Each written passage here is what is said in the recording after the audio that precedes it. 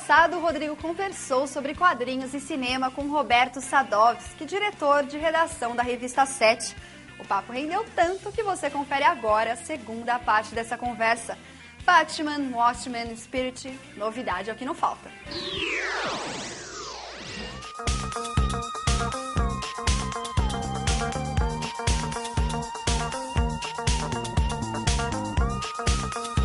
No programa passado a gente conversou sobre Marvel, sobre essas coisas. Hoje eu tô com o Sadovski de novo aqui. E quero começar falando do filme que eu tô mais esperando pra esse ano, que é o do Batman. O que você tem pra contar pra gente do filme do Morcegão? O primeiro Batman, o Batman Begins, do Christopher Nolan, foi um filme meio atípico pro estúdio. Porque, geralmente, quando tem um filme desse tamanho, os executivos do estúdio eles dão muitas notas pro diretor. Tipo, eu queria ter uma cena assim, eu queria que acontecesse uma coisa assim. E é chato, mas é o jeito que as coisas funcionam nesse jogo. Pelo que a gente tem ouvido até agora, o cuidado foi redobrado com o Cavaleiro das Trevas. Que ao contrário do que muita gente fala por aí, não tem nada a ver com a história de Frank Miller, que o nome não é Cavaleiro das Trevas, né? É a volta do Cavaleiro das Trevas. De qualquer forma. Aparentemente, o filme, ele gastou mais para fazer, ou seja, a gente vai ter um valor de produção maior. Ele é um pouco mais longo também, pelo que eu tenho ouvido por aí. Ele pode chegar a 3 horas de filme. E a história principal do filme não é do Coringa. A história do filme é de outro personagem. E que... Quem acompanha um pouquinho, quem tá lendo as coisas, já imagina quem seja. Até a campanha vai começar a ir um pouco mais pra cima dele, né? Que é o Harvey Dent, que é o promotor público de Gotham. Que, pra quem não sabe, se torna um outro vilão do universo do Batman também, inclusive neste filme. E o Coringa, ele é meio que o elemento anárquico que faz a história caminhar. Você achou dessa versão, esse tratamento que deram pra ele, essa coisa muito mais doentia, né? Aquela cicatriz no sorriso e tal. Assim, eu acho que o Coringa, ele não é um palhaço, ele é um psicopata. Eu acho que o Coringa, quando ele conta uma piada, eu acho que o único que tem que rir da piada dele na hora é ele. O resto, todo mundo que tá na sala tem que ficar morrendo de medo. O meu problema com o Batman do Tim Burton, com o Jack Nicholson, por exemplo, é que ele era um palhaço. A gente se divertia com ele. Você não pode se divertir com o Coringa. Você tem que ter medo do Coringa.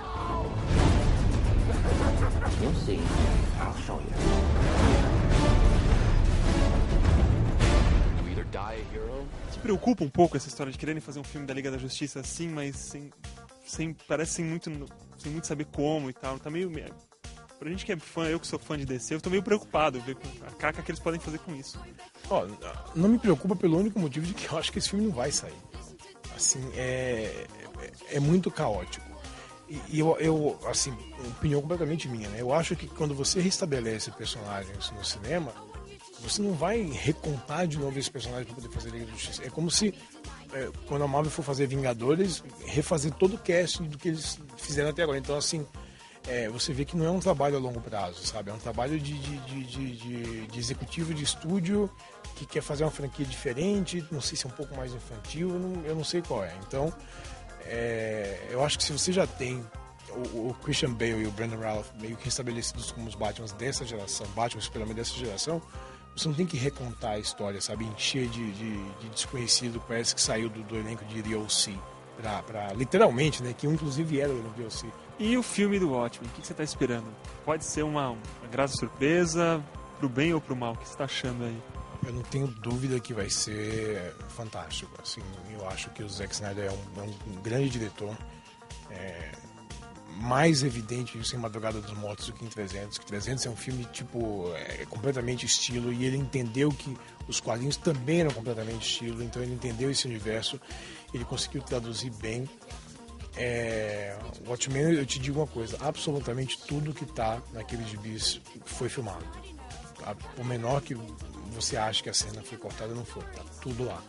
Eu não sei como diabos eles vão montar isso para um filme de 2 horas e meia, 3 horas, sei lá, mas acho que talvez em julho, na Comic Con, ou junto com o Batman, a gente deve ter já um trailer, a gente deve ter uma ideia do que vai acontecer. Eu tô preocupado com o Spirit também. Você tá animado com o Frank Miller dirigindo no filme do Spirit? Será que ele não anda meio fascista demais pra pegar um personagem igual o Spirit, não? Assim, ele gostava muito do Will Eisner, ele é muito amigo do Will Eisner também. Então, o que eu espero é que ele faça jus ao que ele faz. Então, eu não sei muito o que esperar de Spielberg. Eu sei que tem um elenco excepcional, eu não sei qual é a história. Eu sei que ele filmou o mesmo estilo de Sin City. Quem viu o teaser achou que estava vendo Sin City 2, A Missão. Eu espero que o Frank Miller não ache que fazer cinema é só aquilo, né? My city. I cannot deny her.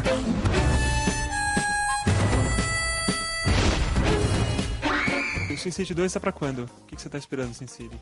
Acho que só no que vem também, né? Só depois que ele acabar o Spirit, depois que ele tirar esses projetos da frente.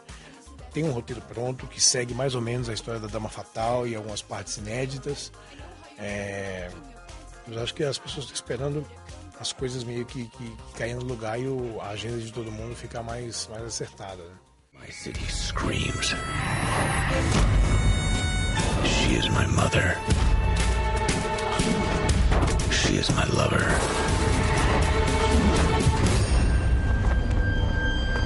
And I am her spirit.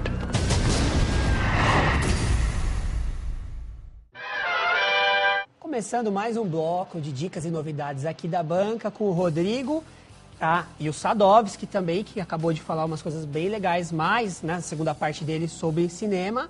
E aí, o que você achou? Tem coisa pra caramba, né, Carlão? O que ele falou, o Watchmen... Continuam com bastante coisas, né? Saindo por aí, Watchmen... Hellboy 2, Hellboy 2... Sin City talvez fique pro ano que vem, deve ficar pro ano que vem.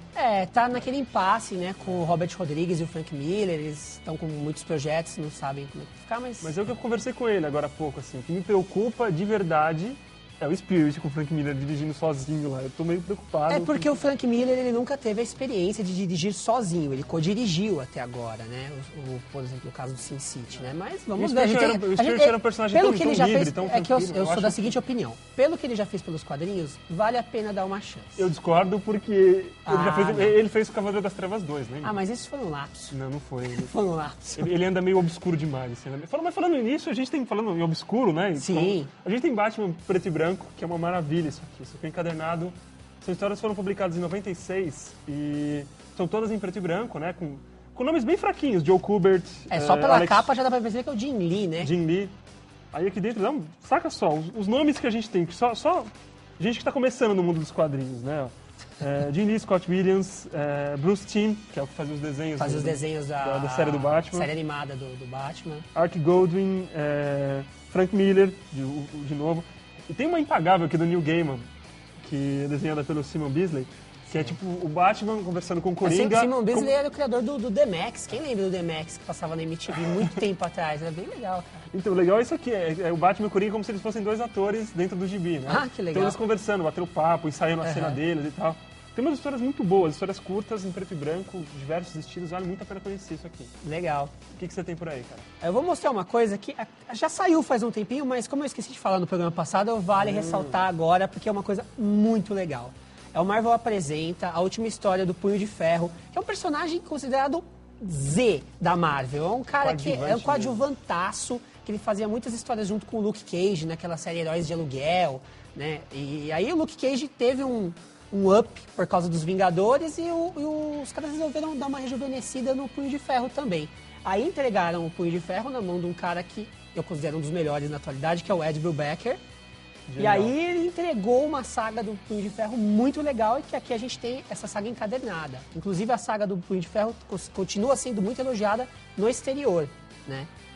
Mas olha, eu recomendo porque é muito legal, para provar que esse negócio de artista marcial não é tão fraquinho assim, são só os filmes do Jack Chan. O Brubaker é um cara bacana porque ele consegue pegar esses personagens que não são super poderosos e criar histórias ótimas. É verdade. Ele foi um dos responsáveis por Gotham City contra o crime, né? Também com os coadjuvantes do Batman, né? Da polícia. Que é muito bom. Bem legal. Bem bacana. Agora temos dois da Turma da Mônica que eu quero destacar aqui. As tiras clássicas da Turma da Mônica, volume 2. Essa, infelizmente, ainda não tem o autógrafo do Maurício de Souza, né? É verdade. No 1 a gente tem, né? Não tivemos a oportunidade de encontrá-lo de novo agora, ultimamente, mas a gente chega lá de novo. A gente chama ele pra tomar um café com a gente. Quem sabe, né? Esse é o volume número 2, continua com as historinhas ótimas. Aqui tem o Garotão, que é aquele personagem que nunca aparece. Sim. E tem cenas absurdas.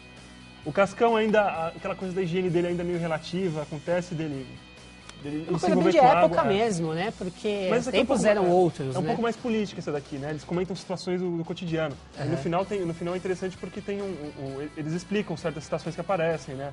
Coisas, piadas que hoje em dia não fazem legal, muito sentido. legal. É bem interessante. Tipo E um é- glossário no é. final, assim, né? O Turma da Mônica Tira as Clássicas agora é o 5º volume com a capa da Magali, que é bacana também, continua naquela saga. Eles estão publicando os primeiros números de cada um dos 5 gibis principais. Continuando né? Mônica, que a Cascão, Panini Cebolinha, Chico se Bento, propôs a Magali. fazer realmente, né? Que é de lançar cada mês um box com as edições antigas, né? Pois é. E você tem uma coisa aí, um relançamento sim, da precioso, Pixel. né, cara? Isso é muito bom. Fábulas, Lendas no Exílio, né? É o primeiro volume, é pra quem não conhece, pode conhecer agora. É uma coletânea das 5 primeiras histórias. Também, como foi a do Sem Balas que eu falei no programa anterior, a Pixel lançou também de Fábulas, Lendas no Exílio, que é exatamente isso, para situar as pessoas que não conhecem desde o comecinho, né, da É um da crime, história. né? É legal explicar isso daí, assim. É verdade. Essas fábulas, elas... São as fábulas que a gente conhece mesmo, Lobo Mal, né, Chapeuzinho Vermelho, Os Três Porquinhos. Eles estão num contexto que eles vivem num mundo de fantasia e acontece um crime e eles vêm... Não, na verdade eles são exilados. São né? exilados, Eles são porque- exilados e eles vêm no mundo real. E vivem aqui sob disfarce. Exatamente. O príncipe encantado é um gigolô. O Lobo Mal é um detetive. Ele vive com os porquinhos gordos, obesos, É assim. uma visão é uma muito visão louca bem do interessante. Bill Willingham, que é o roteirista do Pacto das Sombras da publicado DC, no universo né? DC. Vale a pena Também conferir. tem todo esse universo de magia, assim. É bem bacana. O número 1, os outros números já estão saindo pela Pixel também. É verdade. Para finalizar, quero comentar da revista do Eduardo Barbieri, que é um cara que mora lá na França, que assiste o nosso programa. Isso Ele nos mandou deixa cada vez mais lisonjeado. Espero né? que o nosso público na França cresça também, né? Audiência qualificada. Você viu só? La Bouche du Monde, da francesa, né? A Boca do Mundo.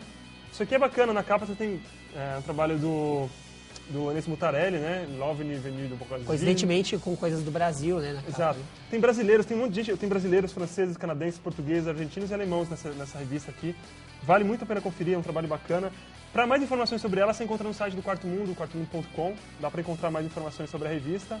É bem bacana, é legal saber, né? Legal, né? Que Falando de coisa brasileira, mesmo lá no exterior, a gente Exterior do tem Quarto nomes Mundo aqui. que impõem respeito. é isso aí. É isso aí, né? Bom. Acabou por enquanto, então, né? O programa que vem a gente está de volta com mais dicas, mais novidades e tal, galera.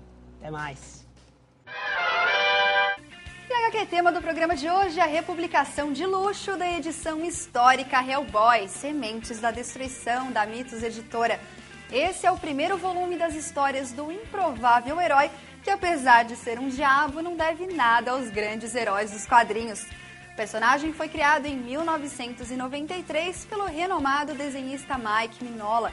Nesse volume de estreia, ele contou com a ajuda do lendário quadrinista John Barney para contar a origem do Hellboy. Será que Mignola imaginava que esse diabão iria fazer tanto sucesso assim até nos cinemas? Infelizmente, nosso tempo acabou. Se você quer saber se foi um dos felizados que ganharam nossa promoção de assinatura da revista Mundo dos Super-Heróis, acesse o nosso site. Lá você também confere todas as edições da banca. www.programabancadequadrinhos.com. Para falar com a gente, mande e-mail para bancadequadrinhos@canalsp.com.br e pode mandar mesmo que a gente responde, viu? A gente se vê no próximo programa. Um beijo e até lá. Me dê essa força, Peru! Só a Gabi veio fazer. Oi? Muito ruim, né?